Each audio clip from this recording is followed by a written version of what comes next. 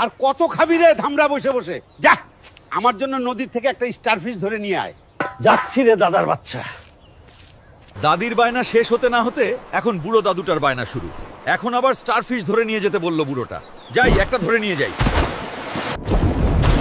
এই অক্টোপাস, তুই আমার সামনে থেকে সরে যা, না হয় তোকে নুডলস বানিয়ে খেয়ে ফেলবো। তুই আমার কি করবি রে হাল্ক?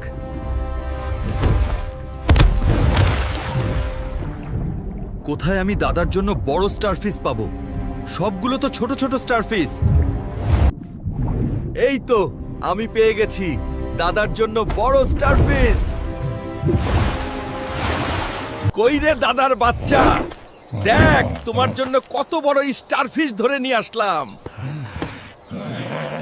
বন্ধুরা, তোমরা সবাই হাল্কের জন্য একটা লাইক আর একটা সাবস্ক্রাইব করো। হাল্ক আমার জন্য কত কষ্ট করে স্টার